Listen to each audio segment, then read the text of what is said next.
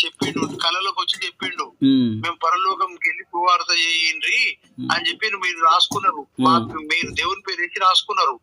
ఆయన హిందువులకు చెప్పాలి ఏమని, మా వాళ్ళు వస్తారు నీ దగ్గరికి వస్తారు, వచ్చి వాళ్ళు మమ్మల్ని నమ్ముమని అంటారు, మా వాళ్ళని తోలిస్తున్నాను సర్వలోకంకి వెళ్ళి సువార్త చెప్పమని తోలిస్తున్నాను అని చెప్పి మా నరేంద్ర మోడీకి ఒక్కరికి చెప్పిండు అనుకో, వచ్చి కళలు వచ్చి మొత్తం మధ్యలో మాట్లాడకు.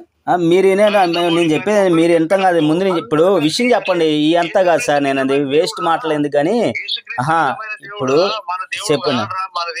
మరే సార్ వినండి, మీరు వేస్ట్ మీతో ఇదే వచ్చిన ప్రాబ్లం, వేస్ట్ టైం అంతా వేస్ట్ చేస్తూ ఉంటారు మీరు ఫోన్ చేసి. నేను అనేది ఏంటి, ఇప్పుడు మీరు గ్రంథాల్లో లేదన్నారు, ఎవరో నీలకంఠ గారు అంటున్నారు.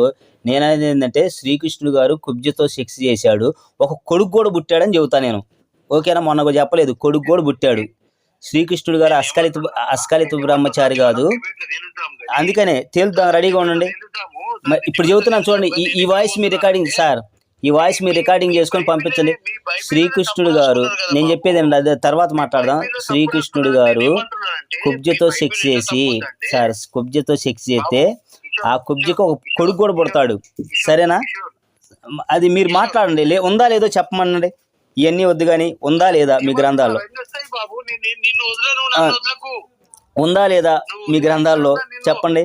కుబ్జతో సెక్స్ చేసి రావణాసురుడి చెల్లెలైనటువంటి శూర్పణఖ, చూడండి సార్, రావణాసుడి చెల్లెలైనటువంటి శూర్పణఖ కుబ్జిగా పుడితే రాముడిని మోహించినటువంటి శూర్పణఖ కోరిక తీర్చడానికి రాముడు గారు శ్రీకృష్ణుడు గారు అవతారంలో కుబ్జతో సెక్స్ చేస్తే ఆమెకు ఒక కొడుకు కూడా పుట్టాడని చూపిస్తాం. మరి ఓకేనా? సరే అయితే.